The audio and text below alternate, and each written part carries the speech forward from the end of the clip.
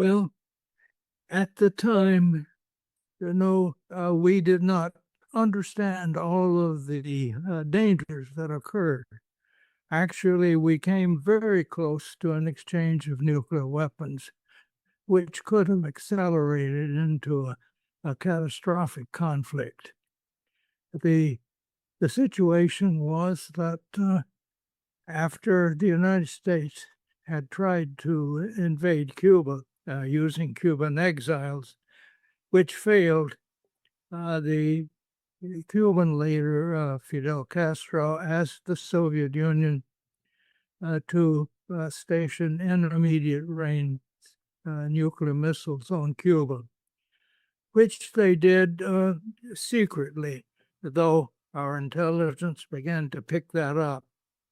And there was a diplomatic confrontation beginning in the UN and with messages back and forth.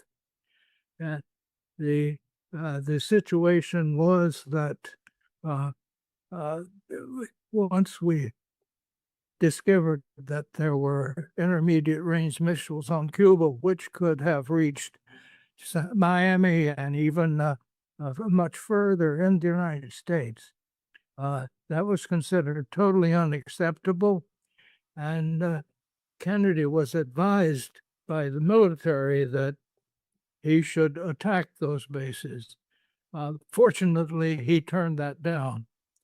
We learned later that if we had, actually, the commander in charge, I think it was a colonel, could have fired those missiles if he had come under attack. So it was fortunate for all of us that Kennedy turned that advice down. But there was then an exchange of messages with Khrushchev. We did not then have what we later had, a hotline so that they could, in effect, communicate quickly. So that these letters, one of the key letters, was delivered to us in the American embassy in Moscow about 10 in the evening. And we had to transmit it to Washington by telegraph. And I was one of the key translators translating the message. And we, at that time, of course, we could not transmit Russian. We didn't have Cyrillic in our thing. So it would have had to be translated in any case before Kennedy could have read it. But we were able to get a summary to him very quickly and the full text in less than 2 hours. But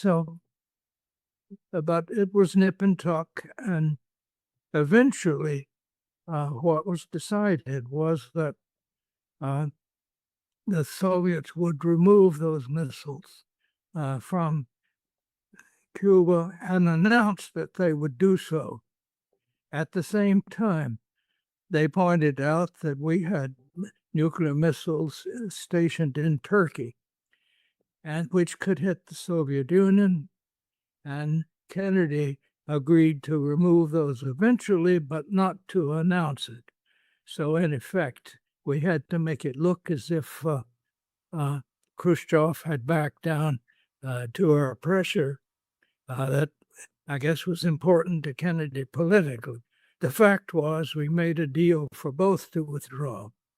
Now, what we learned later was that there was a real danger of the place going nuclear because at one point the American destroyers had located a Soviet submarine which had nuclear torpedoes aboard.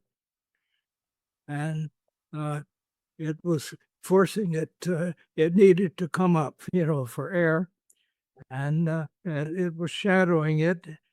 We learned later that the commander of that submarine wanted to give an order to torpedo the destroyer. Fortunately, the commander of the squadron was on the same submarine and countermanded the order. Goodness knows what would have happened if that had gone. So, looking back over this, and later, as the Cold War ended, we had meetings with the people involved, several meetings on both sides to discuss these issues. And at the time, it was clear that we on the American side did not know how close we came actually to that. Also, looking back, when people talk now about international law and what all, you had to say that, in effect, Cuba had every right under international law to ask for protection. They had been attacked. And so our threats were, you might say, not justified under international law, but they certainly were justified under terms of avoiding a conflict.